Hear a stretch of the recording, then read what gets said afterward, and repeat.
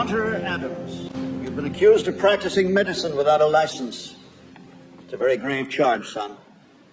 Are you aware that it's unlawful to practice medicine without a medical license? Yes, sir, I am.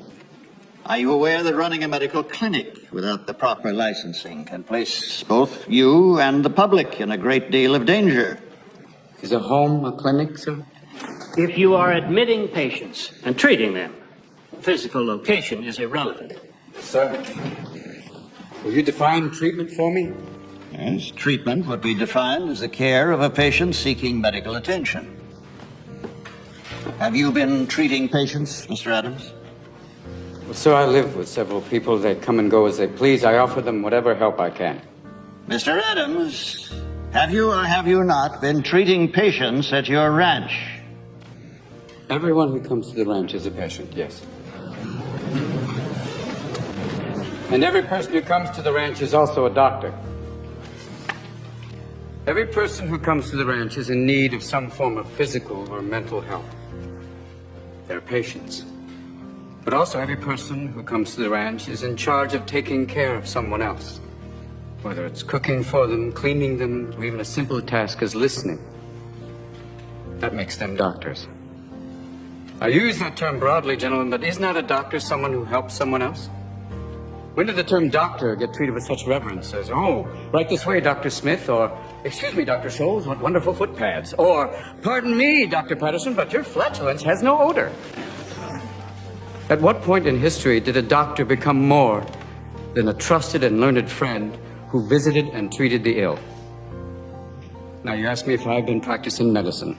Well, if this means opening your door to those in need, those in pain, caring for them, listening to them, applying a cold cloth until a fever breaks. If this is practicing medicine, if this is treating a patient, then I am guilty as charged, sir. Did you consider the ramifications of your actions? What if one of your patients had died? What's wrong with death, sir? What are we so mortally afraid of? Why can't we treat death with a certain amount of humanity and dignity and decency and, God forbid, maybe even humor? Death is not the enemy, gentlemen. If we're going to fight a disease, let's fight one of the most terrible diseases of all, indifference. Now, I've sat in your schools and heard people lecture on transference and professional distance. Transference is inevitable, sir. Every human being has an impact on another. Why don't we want that in a patient-doctor relationship? That's why I've listened to your teachings and I believe they're wrong.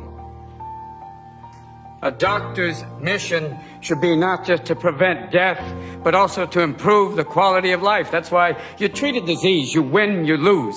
You treat a person, I guarantee you'll win, no matter what the outcome. Now here today, this room is full of medical students. Don't let them anesthetize you. Don't let them numb you out to the miracle of life.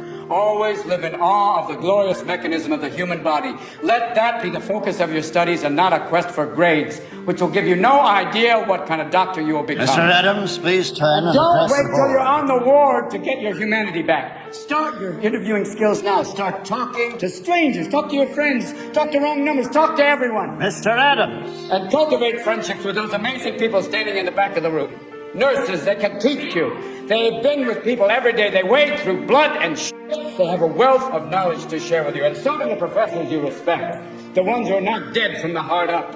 Share their compassion. Let that be contagious. Mr. Adams, I demand that you turn and address the board. Sir, I want to be a doctor with all my heart. I wanted to become a doctor so I could serve others. And because of that, I've lost everything. But I've also gained everything. I've shared the lives of patients and staff members at the hospital. I've laughed with them. I've cried with them. This is what I want to do with my life. And as God is my witness, no matter what your decision today, sir, I will still become the best damn doctor the world has ever seen. Now, you have the ability to prevent me from graduating. You can keep me from getting the title and the white coat. But you can't control my spirit, gentlemen. You can't keep me from learning. You can't keep me from studying. So you have a choice. You could have me as a professional colleague, passionate, or you can have me as an outspoken outsider, still adamant. Either way, I'll probably still be viewed as a thorn. But I promise you one thing. I am a thorn that will not go away. We will adjourn briefly. Hunter Adams. We find your methods less than appealing. Your appearance and your demeanor do not reflect what we believe is necessary to earn a patient's trust and respect. You openly accuse us of adhering to time-honored practices that for years have been the backbone of the entire medical institution. However, we find no fault in your attempts to improve the quality of life around you. We find no fault in your desire to expand upon existing medical practices and theories. We applaud your love of the patient. Your grades are among the highest in your class, and therefore we find no merit in the decision to block your graduation from medical school. Now, along with your crass and disdainful behavior, you carry with you a flame, which one could only hope would spread through the medical profession like a brush fire.